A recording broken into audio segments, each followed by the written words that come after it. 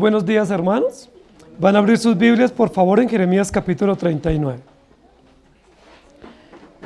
Jeremías capítulo 39. Estamos llegando al momento más esperado, ¿cierto?, por el profeta Jeremías, más anunciado durante todo este libro, que es la caída de Jerusalén, la destrucción de Jerusalén y la invasión de los babilonios. Muchísimo tiempo ha tenido el profeta Jeremías para anunciar esta profecía. Ha habido muchísima resistencia de parte del rey Sedequías, de los reyes anteriores y también de los príncipes con relación al tema de la invasión. Ha habido muchísima oposición. Han pensado hacerse coaliciones para oponer resistencia a esta invasión. No obstante, en el capítulo 39 se nos va a hablar de la caída de Jerusalén, ¿sí? El pueblo no se ha arrepentido, el pueblo no se convierte y Dios va a destruir la ciudad. Dos profetas especialmente han estado profetizando directamente contra esta invasión: Ezequiel y Jeremías. Ezequiel en el norte, Jeremías en el sur.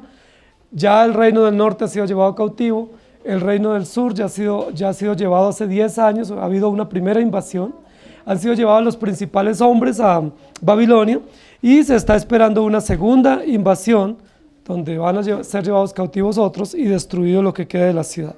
Jeremías capítulo 39 nos va a hablar de 3 episodios interesantes y vamos a aprender hoy de 3 personajes importantes en este libro, en este capítulo, de 3 personajes que ya hemos hablado. Esos 3 personajes son el rey Sedequías, ¿sí?, que es el último rey de Judá, el profeta Jeremías, que va a ser el último profeta que va a tener el reino del sur, profeta de Dios, antes de la destrucción de Jerusalén, y un siervo que trabaja para el rey Sedequías, etíope, un extranjero, que lo vimos en el capítulo 38, que se llama Ebed-Melech. ¿Recuerdan? Que fue el que sacó a Jeremías de la cisterna, de morir en ese pozo, y le preservó la vida. Vamos a hablar en ese capítulo de estos 3 personajes. Y yo quiero que me acompañen al versículo 17, que dice así: pero en aquel día yo te libraré, dice Jehová, y no serás entregado en manos de aquellos a quienes tú temes. Pero en aquel día yo te libraré. Y vamos a usar esa base como tema para nosotros trabajar el capítulo de hoy, es yo te libraré. Es una promesa que Dios da para Jeremías y es una promesa que se va también a hacer efectiva para Ebed-Melech y también una promesa para el rey Sedequías: yo te libraré. Esa es una promesa que se le dio a Jeremías en el primer capítulo cuando Dios lo llamó. ¿Recuerdan? Pelearán contra ti, pero no te vencerán, porque contigo estoy yo para librarte y para defenderte. Hoy vamos a hablar de cómo Dios nos libra, o cómo se opera el libramiento de Dios a favor de sus hijos o a favor de su pueblo. Cómo Dios nos libra. Ese es un atributo de Dios. Dios es el gran libertador. Nosotros lo hemos visto a través de la historia bíblica, especialmente en los Salmos. Se va a repetir una y otra vez que Dios es nuestro libertador. Él es nuestro librador. Él es el que nos da libertad. Y Jesucristo luego en el Nuevo Testamento dice: conoceréis la verdad y la verdad os hará libres. La verdad de Dios es la que nos liberta. Vamos a aprender hoy cómo Jesucristo es nuestro libertador para los creyentes, pero cómo también Dios a través a los injustos o a los impíos los libra de morir en algunas situaciones para permitir que su juicio sea veraz y se cumpla su juicio. Entonces ese es el tema de hoy: yo te libraré. Yo quiero que ustedes lo recuerden porque vamos a ver 3 libramientos hoy: el libramiento del rey Sedequías, el libramiento del profeta Jeremías y el libramiento de un etíope extranjero, Ebed-Melech.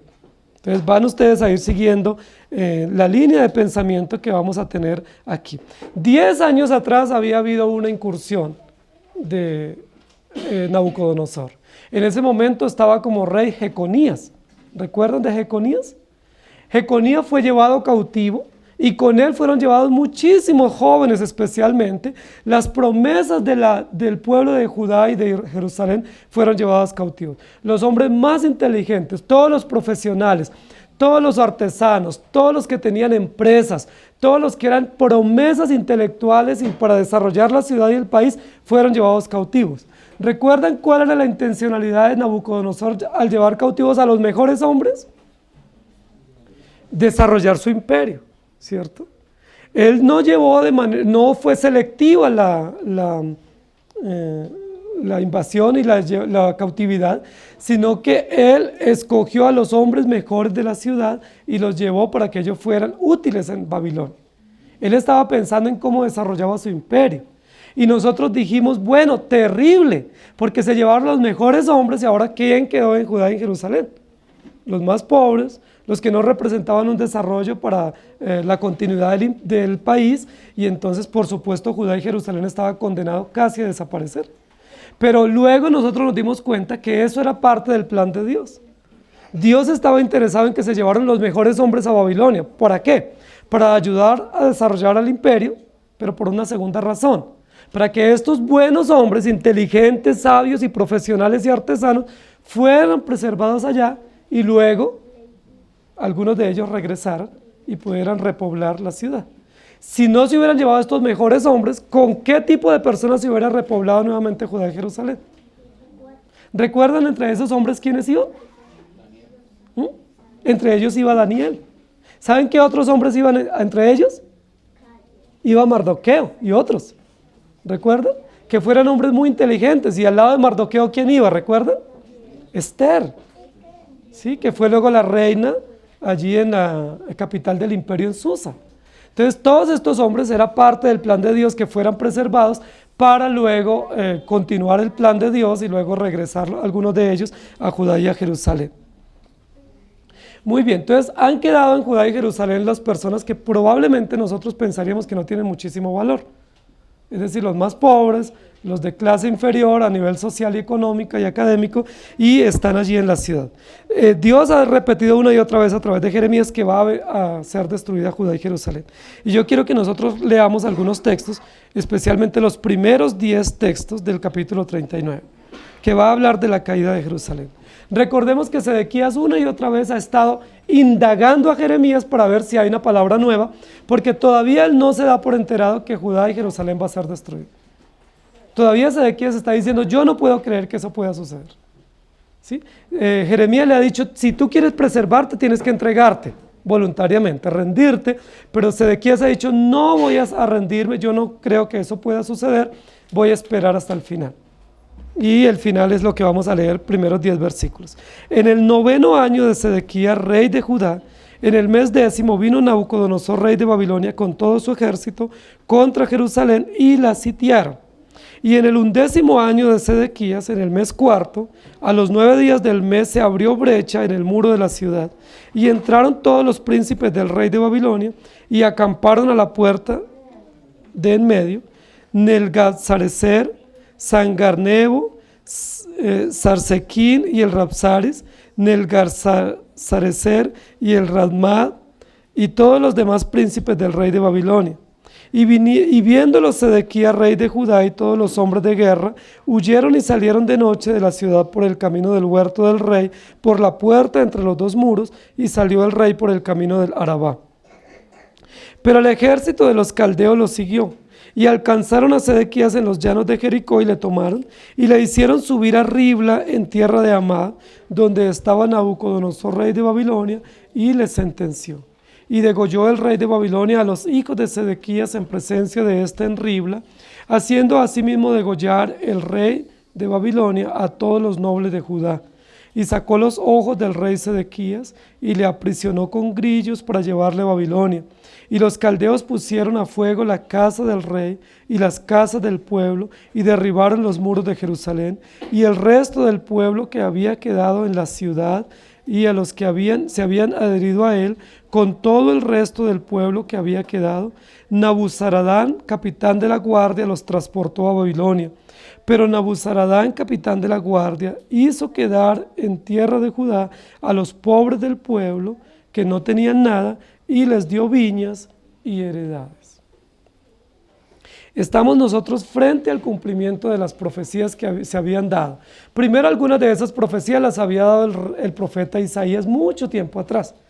Luego fue abanderado de esas profecías el profeta Jeremías, que es el profeta contemporáneo a este periodo histórico. Jeremías y Ezequiel. Los dos profetizaron y dijeron, tanto el reino del norte como el reino del sur van a ser invadidos por Babilonia y la ciudad va a ser destruida. El templo va a ser quemado, las casas van a ser quemadas y los muros van a ser derribados y todo el pueblo va a ser devastado, dividido y esparcido. ¿Quién creyó ese anuncio? Ninguno, ¿cierto? Muchísimas veces el profeta Jeremías dio ese discurso. Recordemos que parte de la reacción de los reyes, tanto Joacim, Joacás, Jeconías y también ahora Sedequías contra la profecía fue intentar callar al profeta. ¿Cómo lo intentaron callar? Primero le dijeron no puede volver a entrar al templo. Y esa es una forma de silenciarlo, porque no tenía la libertad de ir al templo a dar sus profecías. Luego lo callaron en la ciudad, no podía entrar a la ciudad o entrar al palacio a dar la profecía como era lo encomendado. Recuerden que cuando Dios le dijo que escribiera para que sus profecías fueran oídas en el palacio, ¿recuerden qué sucedió? Los rollos fueron quemados para que no escuchara al profeta, pero de ninguna manera han podido silenciarlo. Entonces ahora en los últimos periodos, a través del malvado Sedequías, lo que se ha intentado es torturar a Jeremías y causarle la muerte. Lo han metido en calabozos, lo han puesto bajo caverna, lo pusieron en un pozo profundo, lo han puesto en la prisión, lo tienen controlado para evitar que Jeremías hable. ¿Por qué? Porque Jeremías dice cosas que no quiere el rey escuchar. Lo que Jeremías dice es lo que Dios ha mandado decir. Arrepiéntanse, porque si no se arrepienten la ciudad va a ser destruida y todos los símbolos de la ciudad van a ser devastados. Pero ¿qué persiste el rey en decir? Eso no va a suceder. Eso no va a suceder porque somos una nación especial, tenemos todo el favor de Dios y no va a acontecer. Ahora, ¿por qué también? Porque los símbolos que ellos tenían eran símbolos nacionales y eran símbolos históricos. Hoy en día se llamarían patrimonio. El templo era un patrimonio de la ciudad y del país. Recuerden que el templo lo había construido el rey Salomón. El rey David intentó construir un templo, pero Dios le dijo, no te voy a permitir construir el templo porque tú has derramado mucha sangre, ese privilegio lo va a tener el rey Salomón. ¿Cuántos años hacía que el rey Salomón había construido ese templo? Por lo menos unos 700 años. ¿Sí? O 500 años atrás el rey Salomón había construido el templo y era imposible que lo pudiera destruir pues un emperador porque había sobrevivido a través de esos siglos. También los muros de la ciudad habían sido construidos. Se cree que los muros de la ciudad de Jerusalén eran los muros más fuertes que tenía cualquier ciudad en ese momento histórico. Eran unos muros tan grandes, tan anchos, tan altos y tan seguros que era casi imposible destruirlos. O sea, era casi un chiste decir, alguien va a venir a destruir estos muros. Porque casi que nadie se atrevería porque era una fortaleza realmente para la ciudad. Además de eso, todo el sistema sacerdotal y el sistema de la monarquía. Sin embargo, lo que comienza a describir el capítulo 39 es la invasión inicial que tuvo el rey Nabucodonosor con su ejército a la ciudad. ¿Ustedes recuerdan cuánto tiempo la ciudad estuvo sitiada? Año y medio. Y ahí lo está diciendo en los primeros 2 versículos. Primero viene el ejército, sitia la ciudad, es decir, la rodean y están ahí esperando el momento para invadirla, pero no la han invadido, solo está sitiada. Pero luego en el 11º año de Sedequías, es decir, ya al final de su reinado, recuerden que él reinó 12 años, ¿cierto? Estamos en el 11º año de Sedequías y habla en el 4º mes, en el día 4º mes, en el día 9º, se abre una brecha en el muro de la ciudad y entran los príncipes de Babilonia y acampan en la ciudad. Es supremamente interesante lo que está pasando. Los muros eran muy fuertes. ¿Qué lograron hacer estos soldados de Babilonia? Abrir una brecha o abrir un hueco y penetrar la ciudad a través de los muros de la ciudad y entrar. La Biblia no dice que estos soldados o este ejército babilonio entró con facilidad. Primero tuvieron que abrir una brecha. No fue fácil abrir esa brecha. ¿Cuánto tiempo les tomó? No sabemos. Abrir una brecha en esos muros tan fuertes y tan seguros que tenía la ciudad. Ellos no llegaron y inmediatamente atacaron a los ciudadanos, o no fueron al palacio a atacar al rey, sino abrieron la brecha y se posesionaron en la ciudad. ¿En qué lugar se posesionaron ellos o se establecieron? Dice que al lado de la puerta. No sabemos al lado de qué puerta. La ciudad tenía varias puertas, ¿sí? Tenía varias puertas la ciudad y ellos se posesionaron en una puerta. Se cree muy posiblemente que el lugar donde se hicieron estos príncipes y estos soldados de Babilonia fue en la puerta donde se hacía el rey para impartir justicia. Había una puerta especial, donde el rey, recuerden que en el capítulo anterior estaba el rey a la puerta, a esa puerta, cuando este etíope fue y lo visitó. A esa puerta había una puerta especial de todas las puertas de los muros, donde el rey se hacía a impartir justicia. Es decir, era la puerta del juicio. Era la puerta donde funcionaba como si fuera un juzgado y donde se escuchaban los casos de las personas necesitadas y se les impartía justicia. Era conocido por todos los ciudadanos que esa era la puerta donde se impartía justicia. Y ahí se podía ir a visitar al rey. Los ciudadanos no iban al palacio cuando necesitaban al rey, sino cuando necesitaban que él les atendiera sus casos de justicia, iban a la puerta de la ciudad en el lugar indicado y en la hora indicada, y ahí escuchaban las sentencias del rey. Probablemente, no estamos seguros, pero es muy probable que es en esa puerta que se establecen los príncipes de Babilonia y el ejército. Ahora, ¿qué querría indicar eso? Si ellos se establecen allí, ¿qué indica? Primero, que el rey no puede venir a impartir justicia. Porque si el rey viene, ¿qué va a pasar con estos príncipes que están allí, que son enemigos? Pues lo van a apresar, lo van a tomar como es la orden, ¿cierto? Segundo, que si el rey no puede impartir justicia para el pueblo está a expensas, porque no hay quien dicte justicia. Y nosotros sabemos que es supremamente importante en una ciudad o en un país que haya justicia. ¿Qué pasa si en nuestro país durante 6 meses o durante un año no hay juzgados y no hay magistrados y no hay abogados que impartan justicia por alguna razón? ¿Qué pasaría? Recuerden que cuando el sistema judicial entra en paro, todo el represamiento que hay de casos, ¿cierto? Porque no se puede atender todos los casos porque son ellos los indicados. Ha habido momentos en los que estos organismos entran en paro judicial y no hay cómo atender todas las situaciones que se requieren. Entonces el pueblo está ante una situación de colapso. Primero, 18 meses sitiados. Durante esos meses de sitio no han tenido alimento. Recuerden que ya el pan está escaseando y el pan es el alimento básico de los pobres, ¿sí? Que falte vino, que falte otras cosas, nosotros no nos preocupa. Pero si falta pan, si falta lo que es la canasta básica, a nosotros nos comienza mucho la preocupación. La ciudad estaba en esa situación. Una vez se levanta el sitio, ¿qué hacen? Entran los soldados y toman el lugar donde se establece justicia. Es decir, ya no tienen alimento y ahora no tienen quien imparta justicia. ¿Qué va a pasar con la ciudad? ¿Qué piensan ustedes que puede pasar? Ahora, ¿quiénes fueron los que entraron a tomar este lugar de la ciudad? Los príncipes.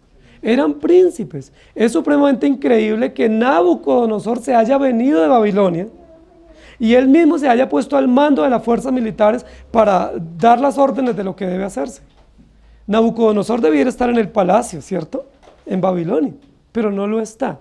¿Dónde está? Está aquí dando órdenes para invadir una pequeña ciudad. Eso nos da a entender que era una prioridad para el imperio tomar esta ciudad y tomar este rey.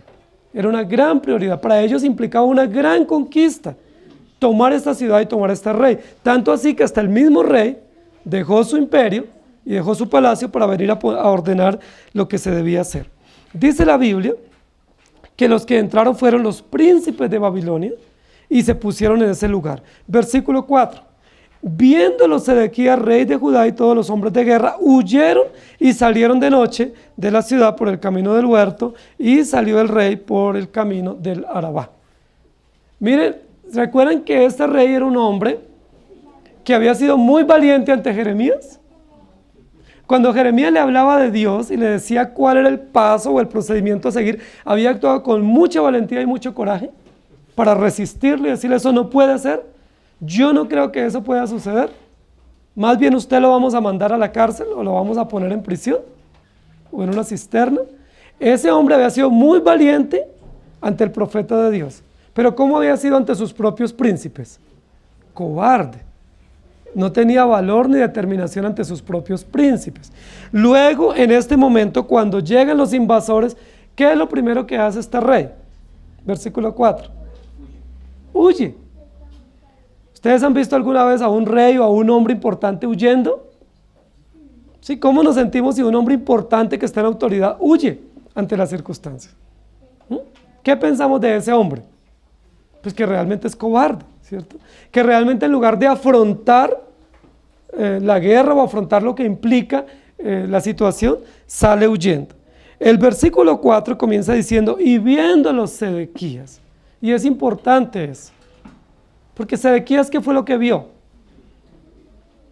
A los príncipes que entraron a la ciudad y que penetraron ese muro tan grueso. Y es la última oportunidad que Sedequías va a poder ver algo en la ciudad. Porque primero Sedequías va a huir y nunca más va a volver a regresar. Y segundo, a Sedequías le van a sacar los ojos y no va a poder ver. Recuerden que Sedequías tenía dos problemas básicos en sus sentidos externos. No veía lo que debía ver, ¿cierto? Veía lo que no debía ver y lo que debía ver no veía.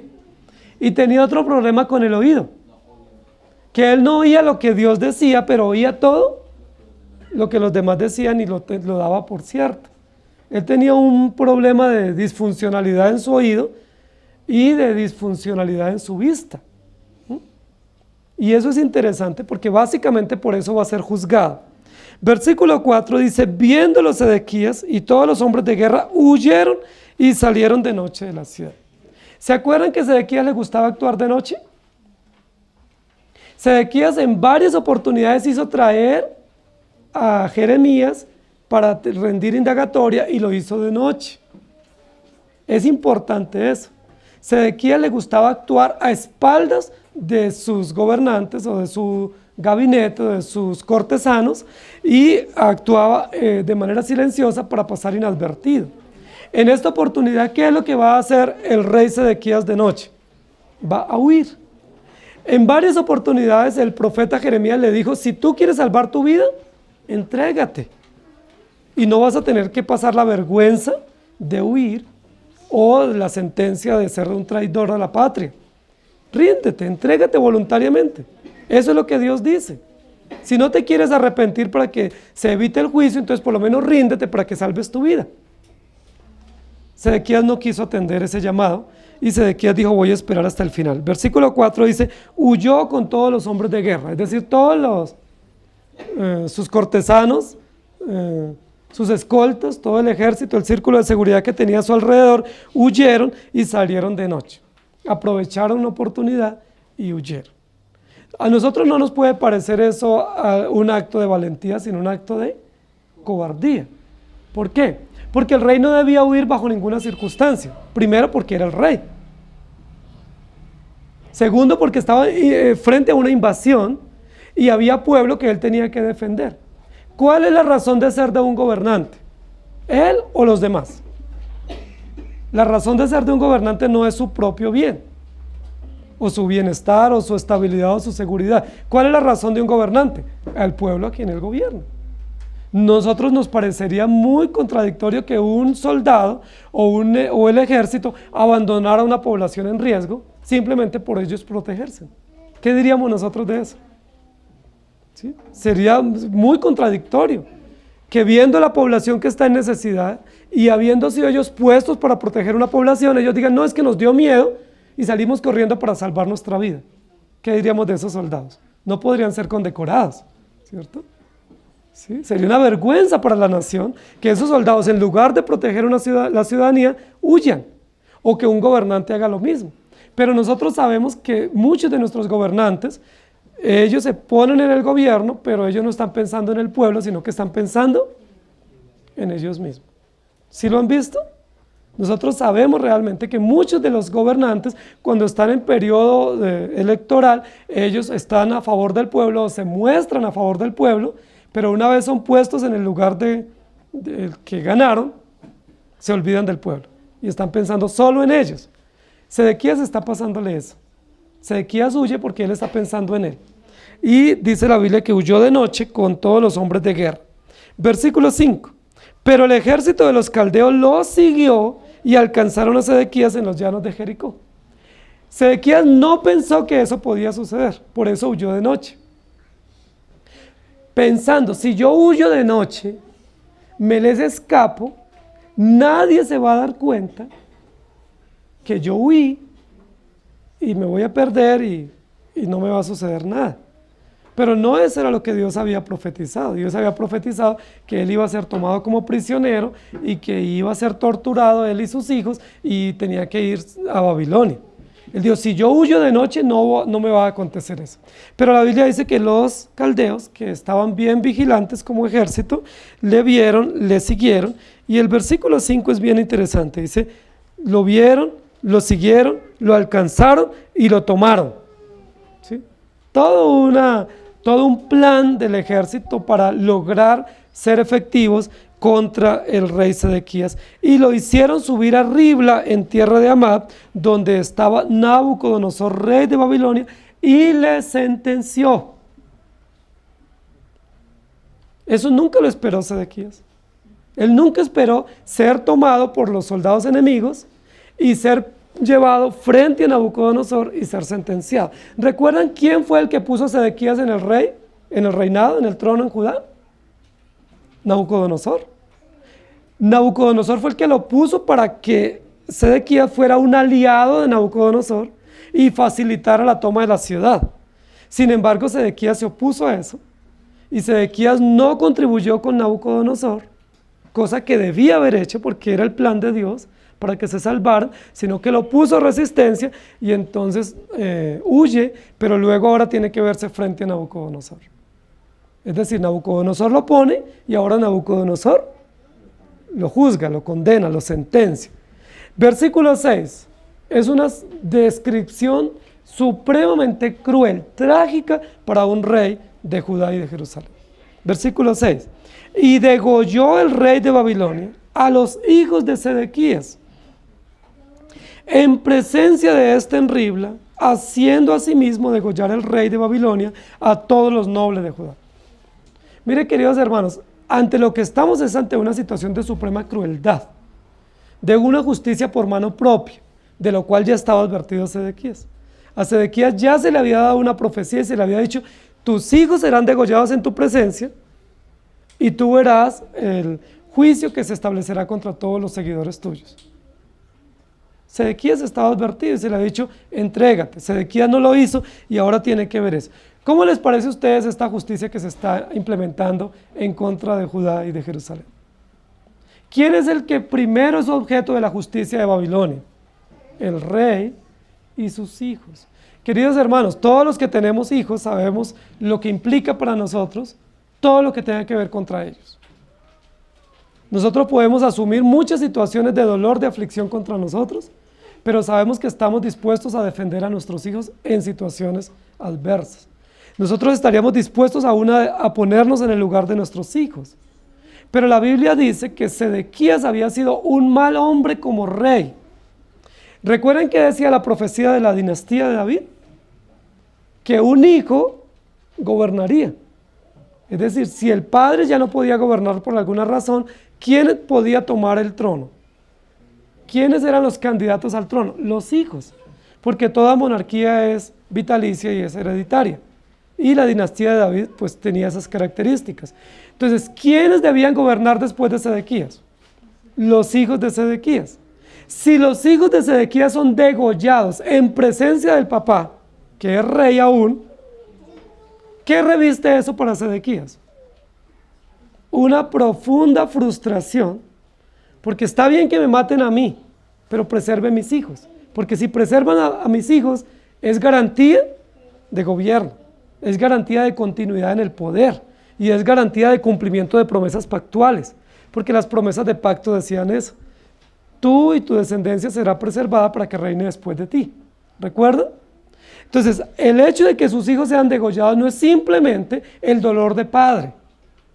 Hay un dolor de padre natural. Mis hijos han sido muertos de manera cruel, de manera trágica, y yo los vi. Yo presencié la muerte de mis hijos.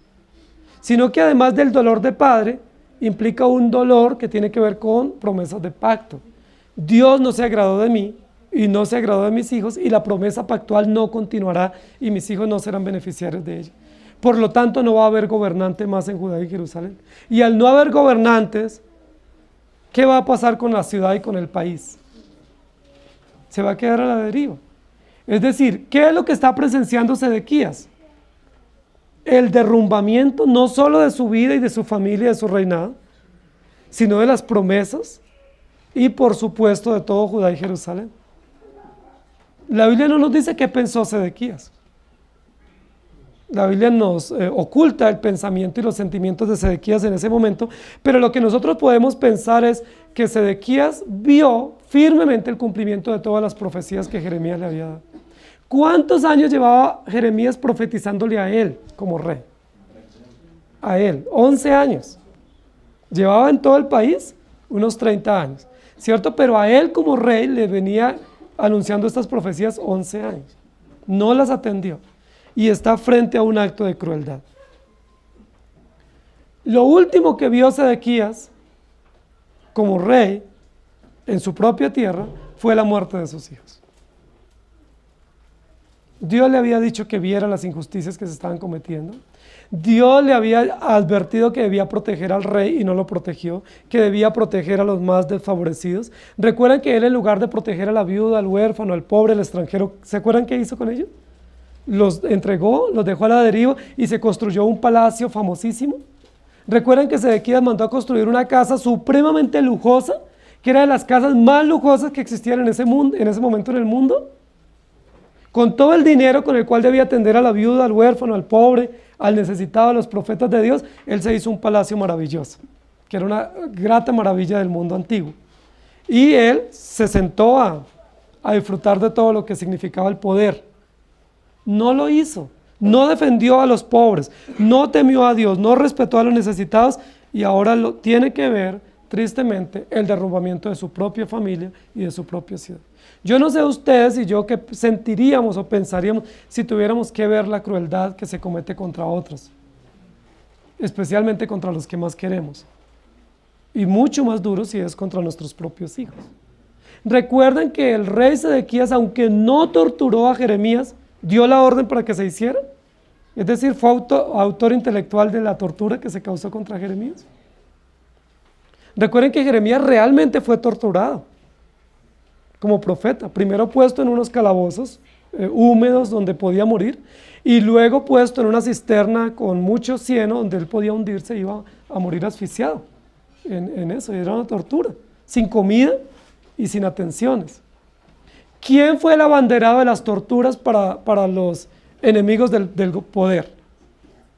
Sedequías, era el rey, no podía haber hecho eso. Está prohibido, queridos hermanos, por la ley de Dios cualquier clase de tortura. Nunca Dios abanderó las torturas en su pueblo.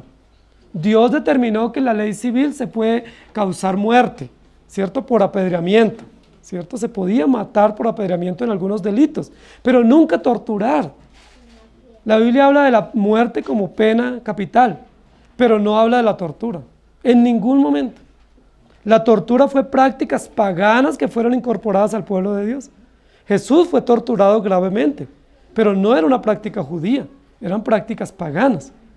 Jeremías fue torturado, pero tampoco era una práctica judía. Pero el rey Sedequías, ¿dónde aprendió a efectuar tortura contra otros?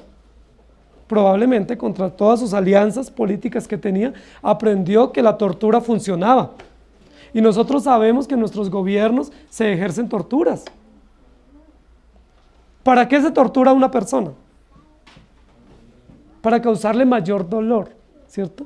Y en muchos casos, cuando son cuestiones militares o políticas, es para que esas personas, cuando son torturadas, digan lo que no han dicho. Entonces le dicen, usted tiene que decir toda la verdad, y comienzan a causarles torturas, para que una persona, cuando va sintiendo más y más el peso del dolor, pues suelte información. Esa es una de las razones por las cuales en los imperios o en las dinastías se efectúa tortura contra los prisioneros. Contra Jeremías se intentó. ¿Recuerdan que el rey Sedequías le dice, dígame la verdad, toda la verdad? Y luego lo echó en la cisterna. Ahora el rey Sedequías está viendo la tortura contra sus propios hijos. Supremamente doloroso. Sedequías era un representante de la teocracia divina. Sedequías era un hombre puesto por Dios, de su descendencia vendría Jesús. Sedequías pertenecía a la descendencia de David y de la descendencia pactual. Era un hombre eminentemente inteligente y puesto por Dios para cumplir un propósito. No lo hizo. Y dice la Biblia, Dios permitió que sus hijos fueran torturados. ¿Cómo murieron sus hijos? Degollados. Y desangrados, por supuesto. ante sus ojos. Y no solo él, sino todos los hombres que lo acompañaban, los cortesanos, los príncipes, los magistrados, todos los hombres importantes, los nobles, los militares que lo acompañaban, murieron en ese momento. Y luego, versículo número 7, proceden estos hombres, autorizados por Nabucodonosor, a causar la tortura al rey Sedequías. ¿Cómo lo torturan? Sacándole los ojos. ¿Ustedes se pueden imaginar el dolor que eso representa para una persona? ¿Recuerdan a qué otro hombre de Dios le sacaron los ojos? A Sansón, también para torturarlo, pero fueron los filisteos, también pueblos paganos. Ahora el pueblo caldeo está causándole una tortura al rey, sacarle los ojos. ¿Qué representa eso para una persona? Los ojos son un precioso regalo que Dios nos ha dado, ¿sí? Maravillosa bendición que tenemos de poder ver, ¿sí? La bendición de Dios y poder ver lo que Dios hace. El rey Sedequías no vio a la viuda para atenderla, no vio a los pobres, no vio a los huérfanos, no vio a los extranjeros, no vio a los profetas de Dios, nunca vio nada. Solo veía lo que a él le convenía. ¿Y ahora qué hace Dios a través de Nabucodonosor? Le sacan los ojos. Yo no sé cuánto dolor pueda causar si a nosotros nomás nos cae una piedrita o una basurita en los ojos y nos causa tanta molestia. Ahora que le saquen a uno los ojos, no solo el dolor, sino la imposibilidad de ver. Nunca más va a poder ver. Y todo lo que implica. Dice, y luego no solamente se conformaron con sacarle los ojos, sino que lo aprisionaron con grillos, es decir, con cadenas, y lo llevaron a Babilonia.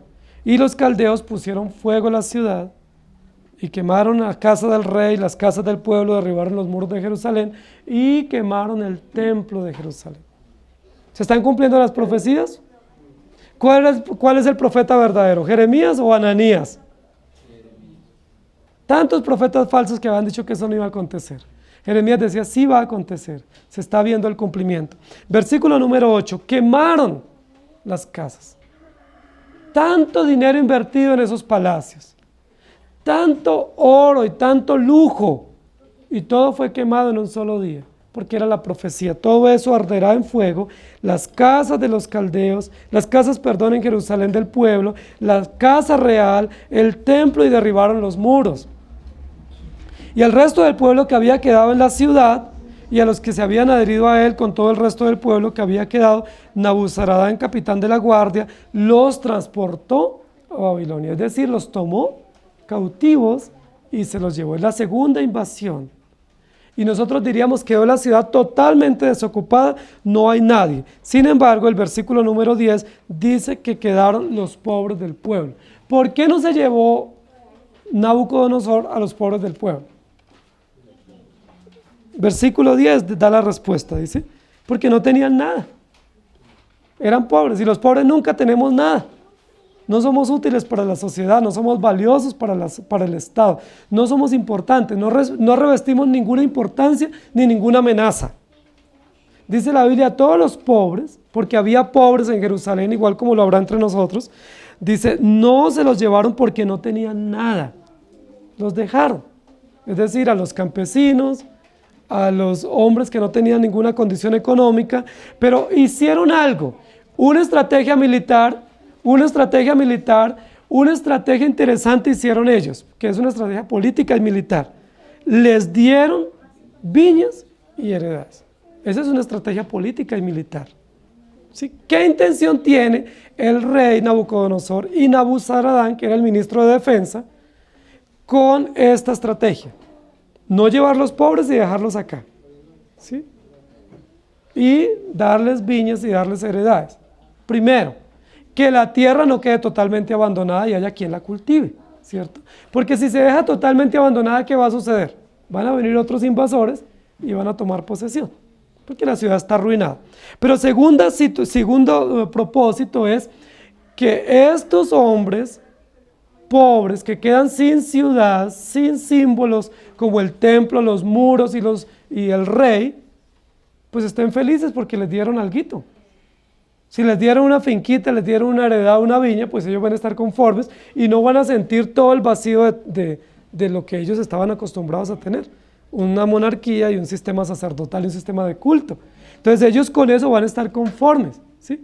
Eso es como darle un pequeño caramelo a un niño, ¿sí? Para que él esté conforme y no moleste más. Y ahí lo tranquilizamos. Es una estrategia política y militar para que ellos no se subleven contra el rey, sino que estén tranquilos. Y para que la tierra esté cultivada y para ellos probablemente luego venir y sacar provecho de estos cultivos o de estas tierras. ¿Qué era lo que temía el rey Sedequías? Temía enfrentarse al rey Nabucodonosor y ser sentenciado. Y la Biblia dice que lo que el impío teme, eso le viene, y eso le vino. Pero un hombre en una situación como esta, como el rey, tener que entregarse, tener que ser tomado por el ejército invasor, ¿qué sería lo mejor para él o qué sería lo que él desearía? Como rey, como político, como militar, antes que ser entregado o antes que estar en manos de sus enemigos, ¿qué sería lo mejor para él? Morir. Morir. Recuerden que Saúl hizo así, cuando él vio que iba perdiendo la guerra, dijo, bueno, pues yo mismo me quito la vida o que un soldado me quite la vida, porque yo no quiero estar en manos de los soldados enemigos. Y eso haría cualquiera en una situación de guerra. Nosotros nos hemos dado cuenta que a veces en las noticias salen que hay personas que se quitan la vida cuando sienten que los están persiguiendo y los van a tomar. Porque dicen, no le voy a dar el gusto a mis enemigos de que ellos digan que me tomaron preso y posiblemente me torturen. Eso teme mucho un enemigo.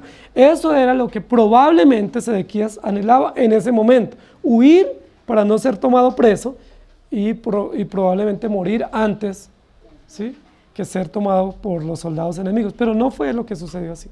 Y eso es lo que yo quiero que pensemos. En primer lugar, Dios libró a Sedequías de morir, aunque hubiera sido bueno para él morir, ¿cierto? Ya no es rey, ya destruyeron la ciudad, es mejor morir y no darle gusto al Nabucodonosor de tomarlo preso. Pero Dios lo libró de morir. ¿Por qué Dios libró a Sedequías de morir? Siendo que merecía la muerte. ¿Por qué Dios lo libró de morir? Porque Dios quiere que Sedequías asuma en carne propia su rebeldía y su obstinación. Y que él en carne propia viva el juicio de Dios sobre la ciudad y sobre sí mismo y sobre su familia. Dios lo libró para él ser juzgado. ¿Recuerdan que igual sucedió con el faraón en Egipto? Que el faraón se arrepentía, entre comillas, y el pueblo quedaba tranquilo y luego Dios enviaba otra plaga y nuevamente seguía así. Dice la Biblia, Dios endureció el corazón de Faraón para que todo el imperio de Egipto fuera devastado. Ahora Dios permite que Sedequías no muera para que él sea juzgado y para que él sufra y sea torturado y el juicio de Dios venga sobre él. ¿No les parece eso interesante? Dios es justo y Dios en su justicia no va a permitir que Sedequías muera. Simplemente huyó y lo mataron y punto. Dios va a permitir que Sedequías, como oprimió al pueblo y oprimió a los profetas de Dios y abandonó toda su labor social, pues ahora sufra el dolor de la pérdida de sus hijos, el dolor de la pérdida de su palacio y de su ciudad, de su gobierno, el dolor de la pérdida de todos sus seguidores y también de su vista, y sea tratado por el enemigo prisionero y encadenado, no sabemos por cuántos años, hasta que murió. Dios es justo, y Dios libró a Sedequías de morir para que él viviera y disfrutara el juicio de Dios. En Dios no hay impunidad, eso lo hemos hablado una y otra vez. En segundo lugar, versículos 11 al 14. Y Nabucodonosor había ordenado a Nabuzaradán, capitán de la guardia, acerca de Jeremías, diciendo, tómale y vela por él, y no le hagas mal alguno, sino que harás con él como él te dijere. Envió por tanto Nabuzaradán, capitán de la guardia, y Nabuzaradán el Rabsaris, Nelgal-Sarecer y Ranmad, y todos los príncipes del rey de Babilonia, enviaron entonces y tomaron a Jeremías del patio de la cárcel y lo entregaron a Gedalías, hijo de Ahicán, hijo de Safán, para que lo sacase a casa y vivió entre el pueblo. Esta segunda parte del capítulo tiene que ver con Jeremías. Recordemos que en los últimos 3 capítulos Jeremías ha quedado en el patio de la cárcel como prisionero. Llevamos 3 capítulos, 3 episodios donde Jeremías lo sacan, le dan un trato inhumano, vuelve y lo llevan al patio de la cárcel y ahí permanece. La profecía dice que Jeremías debía permanecer prisionero hasta que la ciudad fuera tomada. La profecía dice que él debía ser puesto en libertad una vez la ciudad fuera tomada. ¿Sí? Y es interesante, porque estamos justo en el momento de la toma de la ciudad, donde la ciudad es quemada, los muros son destruidos, el rey es apresado y torturado, y ahora vamos a ver qué va a pasar con Jeremías. Recuerden que en alguna medida estaban los dos representantes de la teocracia divina, el rey Sedequías y el profeta Jeremías, en alguna medida como compitiendo. ¿Quién decía la verdad y qué cumplimiento se iba a dar? Si lo que el rey decía o lo que Jeremías, profeta de Dios, decía. Ya hemos visto que el rey huyó y fue puesto preso y fue torturado, ¿cierto? Ahora, ¿cuál es el destino para Jeremías? Jeremías es profeta de Dios. 11 años ha profetizado bajo Sedequías y lleva unos 30 años profetizando para todo Judá y Jerusalén y para las naciones vecinas. ¿Qué le va a acontecer?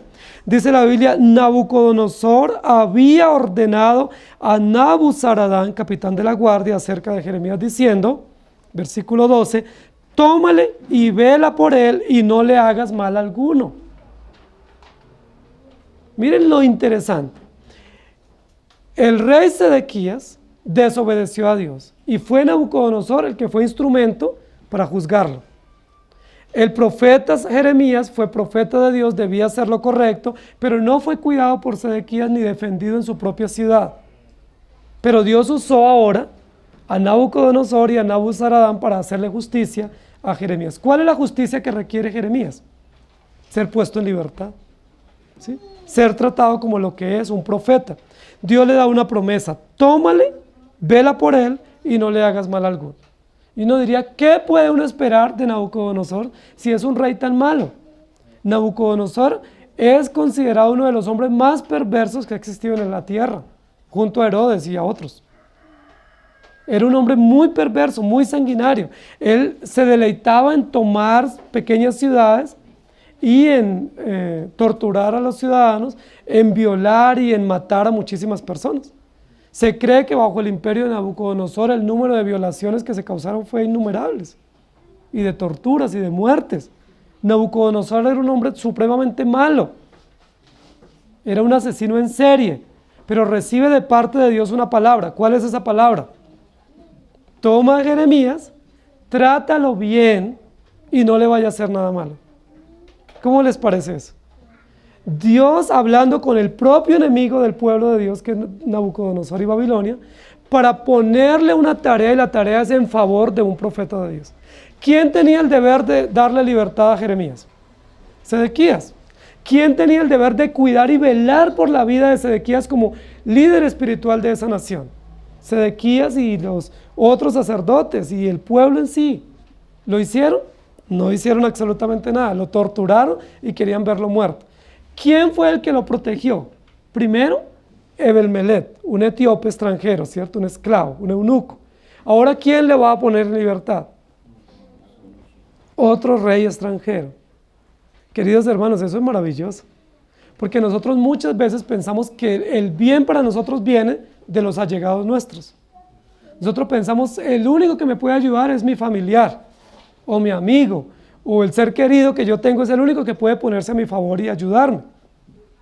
Pero la Biblia nos muestra que no siempre es así. La Biblia nos muestra que muchas veces recibimos más males de los más cercanos y favor de Dios de los más lejanos y de los desconocidos. En este caso, de un emperador tan sanguinario, viene y se pone en favor de Jeremías. Es supremamente importante el versículo 12, porque le dice, tómale y vela por él. Es decir, cuídalo, defiéndelo, protégelo, ponte a favor de él y no permita que nada malo le acontezca. Y por lo tanto, Nabuzaradán, que es el ministro de defensa o el capitán del ejército, cumple con fidelidad las órdenes. Enviaron entonces y tomaron a Jeremías del patio de la cárcel y lo entregaron a Gedalías, hijo de Ahicam, hijo de Safán, para que lo sacase a casa, y vivió entre el pueblo. El versículo número 12 dice que se debía hacer como Jeremías dijera. ¿Cuánto esperó Jeremías por años que se hiciera como él dijera, porque él era el profeta de Dios? Pero nunca nadie lo hizo, y ahora un extranjero va a venir y ahora le van a decir: Jeremías, ¿qué es lo que tú quieres que se haga contigo? ¿Y qué va a decir Jeremías? Quiero ser puesto en libertad, porque no hay ninguna razón justa para estar preso.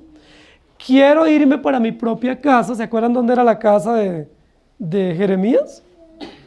¿Sí? En Anatot, que había comprado una heredad, y quiero disfrutar la propiedad que compré, ¿cierto? Y quiero vivir libre entre mi pueblo. Dios le concedió esa petición. Se la concedió en manos del capitán del ejército enemigo, ¿sí? No hubo muerte para Jeremías, no hubo tortura para Jeremías, ya había habido tortura en su propia casa, ya había estado prisionero, ellos sencillamente le perdonan la vida y lo ponen en libertad. Pero ¿saben de qué no fue libre Jeremías?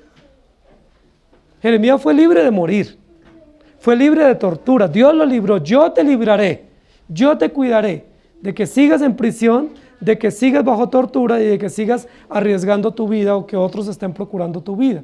Pero ¿de qué no fue libre Jeremías? Del dolor natural de ver su ciudad destruida, del dolor natural de ver el juicio de Dios sobre Judá y sobre Jerusalén. No hay rey, ¿cierto? No hay sacerdote y solo hay un profeta, pero no hay pueblo a quien profetizar, ¿sí? No hay templo donde ir a ofrecer sacrificios. No hay adoración pública, no hay muros que salvaguarden la ciudad, no hay nada, no hay ciudad, no hay casas, todo fue quemado. Todo en Jerusalén fue quemado y destruido. La ciudad fue aniquilada, ¿recuerdan? ¿Cuál fue el dolor natural de un profeta de Dios? Primero, alegría y gozo de ver que la palabra de Dios es veraz y se cumplió. Dios cumplió su palabra, todo lo que yo dije se cumplió y no quedé en vergüenza. Pero hay un dolor natural, y es: la ciudad fue devastada porque el juicio de Dios vino sobre esta ciudad, porque el rey fue un hombre infame que no se arrepintió, cobarde, que no se entregó, y la ciudad está destruida. En alguna medida, ¿qué tiene sentido tener vida para predicar si no hay a quien predicarla? Ser libre de la cárcel para vivir ¿dónde? En medio del abandono, en medio de la ceniza, en medio de una ciudad destruida, sin morador y sin esperanza. ¿Tiene sentido también así? ¿No es eso un natural dolor y angustia para un profeta de Dios? Recordemos que Jeremías había enfrentado varios momentos de melancolía y de depresión, pero ahora tiene que enfrentar que está libre, ya no tiene las cadenas que lo atan, ya no está bajo prisión, pero ¿cómo está? La ciudad abandonada, no hay morador, no hay templo, no hay rey, no hay nada. Y probablemente tiene que quedarse para cuidar a los pobres en las aldeas porque no hay vida en la ciudad. Jeremías, aunque había sido campesino, se había establecido en razón de la profecía en la ciudad y llevaba muchos años viviendo en la ciudad, porque ese fue el llamado de Dios: venirse del pequeño pueblo donde él vivía a la ciudad para poder predicar, y ahora tiene que volver al campo, ¿sí? Porque no hay ciudad. Dios lo libró de morir, pero no lo libró del dolor natural, de la angustia por la destrucción de la ciudad. Queridos hermanos, Sedequías fue librado de morir, pero no fue librado de la tortura. Jeremías fue librado de morir y de la prisión, pero no fue librado del dolor natural que embarga a un profeta de Dios ver su ciudad destruida, siendo la ciudad escogida por Dios. Y ahora vamos a mirar el tercer personaje del capítulo, que es Ebed-Melech, que fue librado de morir y fue librado del temor.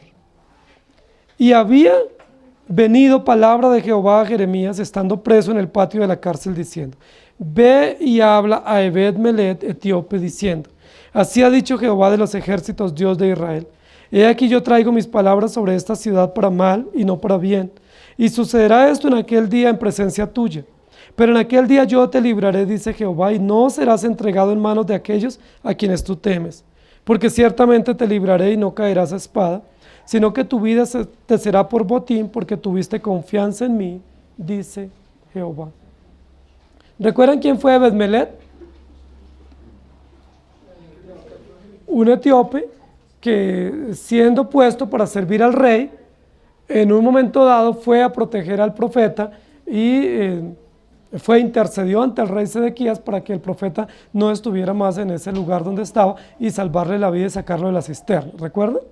Fue un hombre muy interesante en la historia bíblica. La Biblia no nos dice más, solo 3 veces aparece por nombre en la historia bíblica, en toda la escritura, en estos capítulos 37, 38 y 39.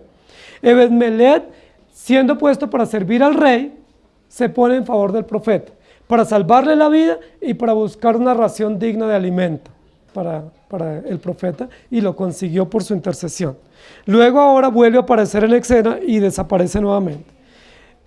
La escena comienza de la siguiente manera: vino palabra de Dios a Jeremías diciendo, ve al patio de la cárcel. Cuando está en el patio de la cárcel diciendo, ve y habla con Ebed-Melech etíope, diciendo, así ha dicho Jehová de los ejércitos. Nunca habíamos visto, en todo lo que hemos visto de Jeremías, en 30 años de labor profética, que Dios hubiera mandado un profeta exclusivamente para dar una profecía a un solo hombre, y que ese hombre fuera un esclavo y un extranjero, un eunuco, un servidor del rey. Para cuando Jeremías dio profecías personales, ¿a quiénes las dio? Al rey. No las dio a nadie más, porque el rey estaba en autoridad. Pero esta es la primera oportunidad que vamos a ver que Dios da una profecía individual para un hombre que está en desventaja, que no es un hombre de poder, ni militar, ni político, ni económico, sino que es un servidor, es un esclavo, y además de eso un extranjero. Los judíos no se llevaban bien con los extranjeros, por una simple razón, por orgullo nacional. Eran tan orgullosos y tan creídos de su nación que ellos veían a los extranjeros como inferiores. No debían verlos así. Recuerden que el pueblo de Israel fue extranjero, ¿recuerdan? 430 años extranjeros y esclavos. Por eso en la ley de Moisés Dios les dijo, defiendan al extranjero, defiéndanlo porque ustedes fueron extranjeros. Cuando cultiven y cuando recojan la cosecha, dejen caer para que los extranjeros coman. No los exploten, háganle justicia. Si los extranjeros necesitan ayuda, ayúdenlos. Si los extranjeros necesitan cuidado, cuídenlos. No perviertan el juicio y el derecho en contra del extranjero. No dilaten la justicia en contra del extranjero. Háganle justicia pronta al extranjero. ¿Por qué? Dice, porque ellos no tienen más a quién acudir. Ellos son extranjeros. Y si alguno de ustedes ha vivido como extranjero, sabe lo que eso significa. O si tenemos la oportunidad de vivir como extranjeros, sabremos lo que significa afrontar la soledad de no tener un gobierno a favor, de no tener un idioma a favor, de no tener tantas condiciones a favor.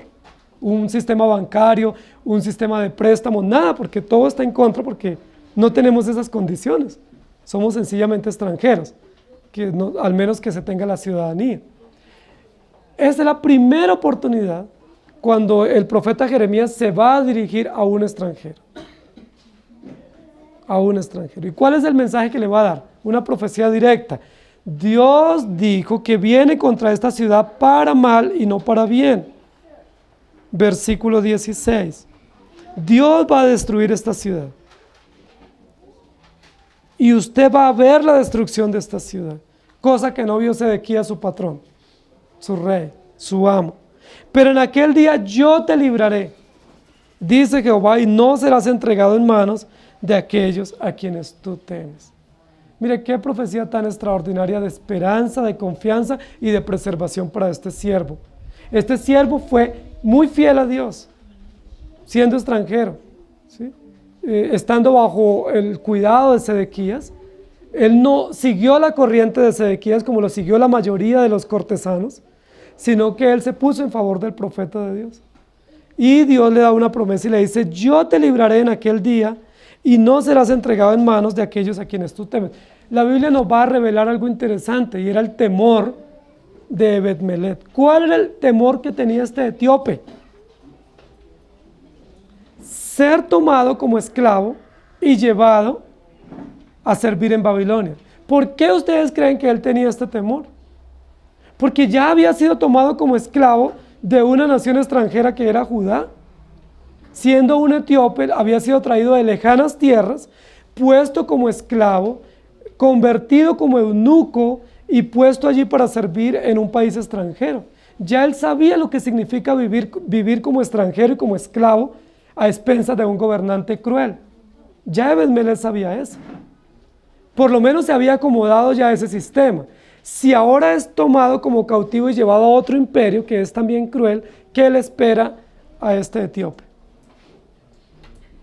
Más tortura, más crueldad, aprender un sistema nuevo, quizás un idioma nuevo, otro gobernante cruel e injusto, y eso es supremamente difícil para él, y él tiene mucho temor de eso. Él no espera que eso le vaya a acontecer, no quiere. Pero ¿cuál es la promesa que Dios le da? Versículo 17. En aquel día yo te libraré. ¿Para quién esperaríamos nosotros que llegara esa promesa? Para el rey Sedequías y para el pueblo. Pero no vino para el rey porque el rey no se arrepintió. Entonces, ¿quién va a recibir esa promesa de forma directa? Un etíope, un extranjero, un esclavo. Dice, y no serás entregado en manos de aquellos a quienes tú temes.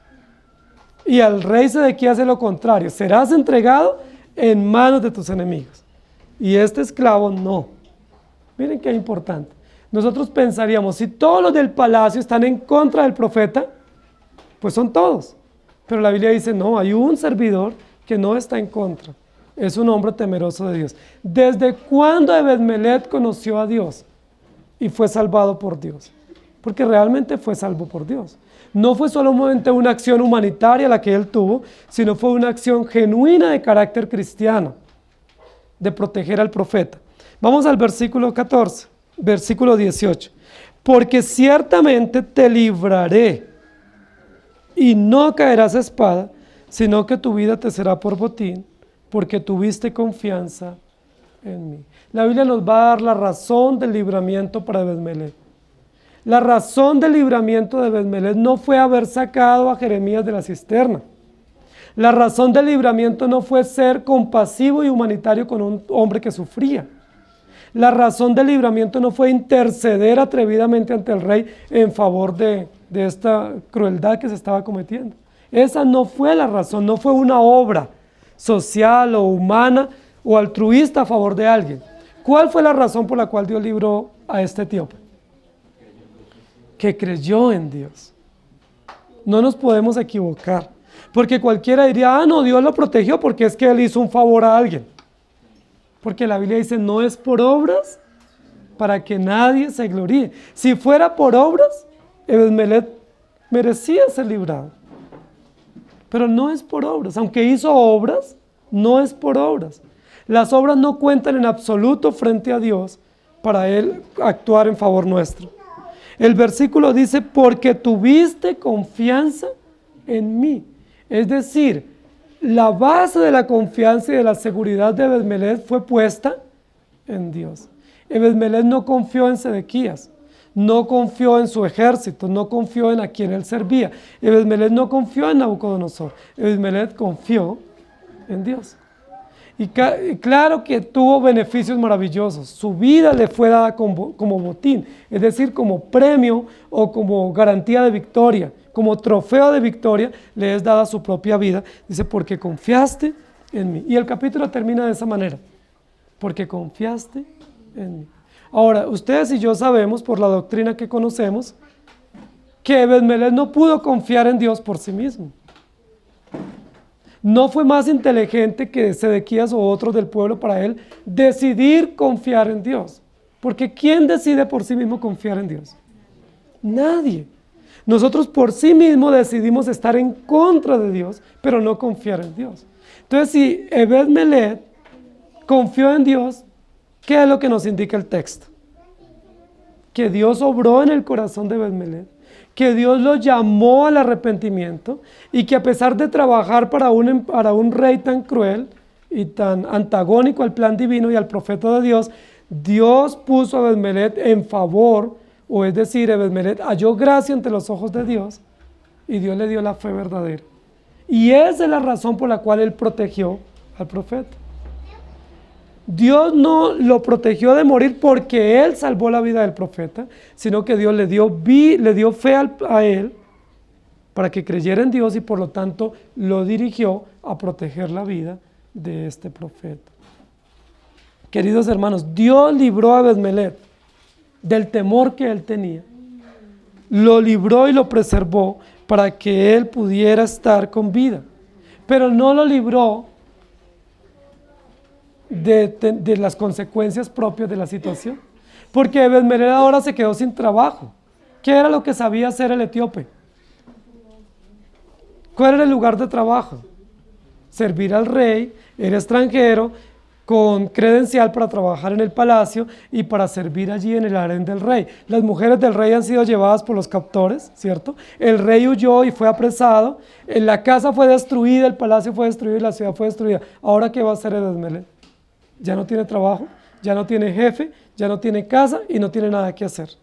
Dios no lo libró de eso, lo libró simplemente de morir. ¿Qué quiero decir con eso, queridos hermanos?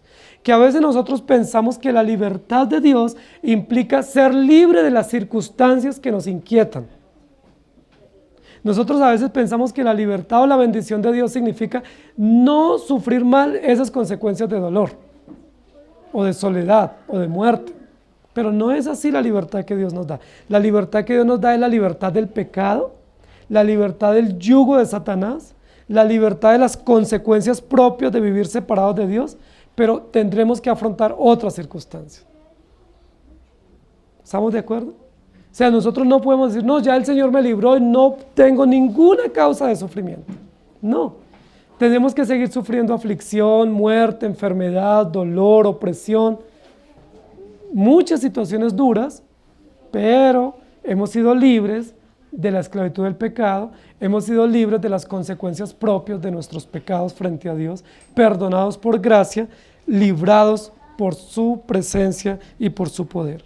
Entonces, cuando nosotros veamos ese texto que dice, yo te libraré, tenemos que comprender que nos libra para vivir para Él, para perdonar nuestros pecados, no que nos libre de las circunstancias, porque las circunstancias son provistas por Dios. Dios no libró a Sedequías de las circunstancias.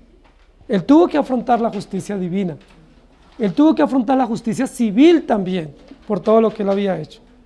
Dios no libró a Jeremías de las circunstancias propias de la destrucción. Tuvo que afrontarlas. Tuvo que vivir en una ciudad devastada, sin culto, sin adoración, sin gente. Y Dios no libró a Ebed-Melech de las circunstancias propias de que su amo y su casa donde él servía hubieran sido destruidas y su amo torturado y llevado al extranjero. Ebed-Melech tuvo que afrontar eso, la Biblia no nos dice cómo, pero lo maravilloso acá es que Dios se agradó de Ebed-Melech. Nosotros pudiéramos decir, ¿cuál fue el resultado de Jeremías durante todos estos años de labor profética? ¿Quiénes se convirtieron? ¿Quiénes obedecieron y se rindieron a Dios? La Biblia no habla de grandes números, no habla de muchas personas. La Biblia habla, por ejemplo, de Gedalías, que está en el versículo 14. Que estuvo a favor de Jeremías, que era un hombre importante en la ciudad. Pero nos habla en este caso también de Ebed-Melech. Aunque el rey no atendió la profecía, Ebed-Melech la atendió por gracia divina. Dios le dio la gracia y fue salvo. 3 hombres son puestos en este capítulo. Sedequías condenado a muerte y tratado justamente porque fue un hombre rebelde del cual Dios no se agradó. Pero otros 2 varones de los cuales Dios se agradó. Jeremías y Ebed-Melech. Dios se agradó de ellos, les preservó la vida y les permitió vivir en esa ciudad a pesar de las consecuencias propias de la invasión. No nos engañemos, hermanos, porque a veces nosotros pensamos que como nosotros somos de Dios, nada malo nos puede pasar. O nosotros pensamos, si el gobierno obra mal, pues el gobierno asumirá las consecuencias de su obrar mal y a nosotros no nos va a pasar nada. Eso no es cierto. Si el gobierno obra mal, ¿quiénes sufren las consecuencias? Los creyentes también. Los creyentes tendremos que sufrir las consecuencias, por ejemplo, de malas decisiones económicas o de malas decisiones en justicia o de aprobar leyes que son inmorales. Eso no simplemente es, ellos verán y darán cuentas a Dios. Ellos darán cuentas a Dios directamente porque toman las decisiones y porque aprueban las leyes inmorales. Pero ¿quiénes sufrimos las consecuencias? De una mala economía o de un mal gobierno o de unas malas decisiones militares o en el área que sea, nosotros las tenemos que sufrir. Por ejemplo, si hay guerra, no solo sufre el ejército, sufrimos nosotros como población civil. Si hay hambre, no solo sufren los economistas y sufren las grandes empresas, nosotros sufrimos directamente las implicaciones propias. Por eso dice la Biblia que debemos orar para que Dios nos dé gobernantes justos y que Dios haga que los gobernantes que Dios ponga pues gobiernen con temor de Dios. Y debemos orar a Dios eso, porque si los gobernantes son injustos, el pueblo sufre. Yo no puedo decir, no, yo soy cristiano, yo tengo una buena doctrina, yo no voy a sufrir lo que el gobierno determine. No, tenemos que sufrir también. Cualquier decisión, cualquier implicación. De hecho, ni siquiera situaciones inmorales, sino cualquier situación de orden público, nosotros tenemos implicaciones, porque va directamente contra nosotros como población civil. Entonces, eso es lo que nos muestra acá. Sedequías obró mal, ¿y quiénes sufrieron las consecuencias? No solo él la sufrió como directo responsable, pero la sufrió todo el pueblo, aún el profeta de Dios que le había advertido una y otra vez. Jeremías aquí no puede levantarse y decir como profeta, bueno, yo se lo dije, y allá ustedes, eso es problema de ustedes si están sufriendo. No, él también sufrió, y tuvo que llorar y lamentar la ciudad destruida y todos los símbolos celestiales y pactuales destruidos, y eso es doloroso. Y nosotros también estamos en una sociedad. Por eso no podemos ser indiferentes a nuestro país. Por eso, aunque algunos dicen es que la iglesia es apolítica, eso no es cierto. Lo que la iglesia no es politiquera. No podemos caer en la politiquería, pero sí somos políticos, porque somos agentes sociales que participamos en una sociedad y tenemos que tomar partido y no podemos ser indiferentes a las realidades de un país. Yo no puedo decir, no, yo soy cristiano y eso no es problema mío. No, todo lo que pasa en este país también es problema de nosotros, porque Dios nos puso de hecho para ser sal y luz de esta nación. Dios nos puso y tenemos que cumplir nuestro deber. Lo maravilloso de este capítulo es que aunque suframos las consecuencias, sean directas o indirectas, sea porque seamos responsables o no responsables directos, Dios nos librará. Yo estoy contigo para librarte y para defenderte, dice el Señor. Pelearán contra ti, pero no te vencerán. Oremos. Amado Señor, gracias porque en medio de todas las circunstancias difíciles que afrontamos y las que afrontaremos, sean del orden que sean, político, económico, de seguridad, de tranquilidad, tú nos guardarás. Aunque afrontemos las consecuencias propias de nuestros actos y aunque afrontemos las consecuencias de los actos de nuestros gobernantes, Señor, tú nos guardarás, porque tú eres fiel y tu promesa permanece para siempre. Gracias porque guardaste a Sedequías y él asumió en carne propia las implicaciones propias de la justicia divina. Muchas gracias. Gracias, Señor, porque tú eres justo. Y así como él oprimió y torturó a otros, tú nos permitiste ver que él en carne propia sufrió la tortura. Gracias porque eso es justicia. Y tu justicia prevalece. Gracias porque nos permitiste ver esto. Y gracias porque nos permitiste ver a Jeremías librado de la prisión, pero no librado de las circunstancias propias del pecado de la nación.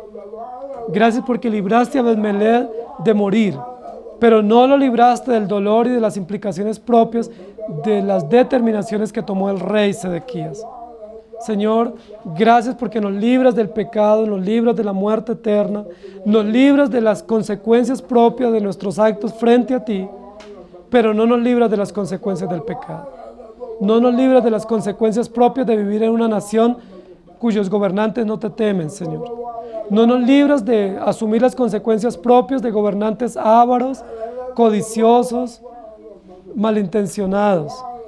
Señor, pero en medio de todas esas condiciones políticas, económicas o militares que afrontamos a diario y que afrontarán nuestros hijos a diario, tú preservarás a tu iglesia, tú la librarás y nada malo le pasará frente a ti porque tú estás con nosotros. Gracias por darnos esperanza y por darnos alegría. Gracias porque no nos quitas el sufrimiento, pero estás con nosotros hasta el fin de los días. Gracias porque no nos quitas el dolor, pero nos consuelas en medio del dolor. Gracias porque no nos libras de la muerte, pero nos das seguridad eterna frente a la muerte. Alabado sea tu nombre. En Cristo Jesús. Amén. Que el Señor les bendiga, hermanos.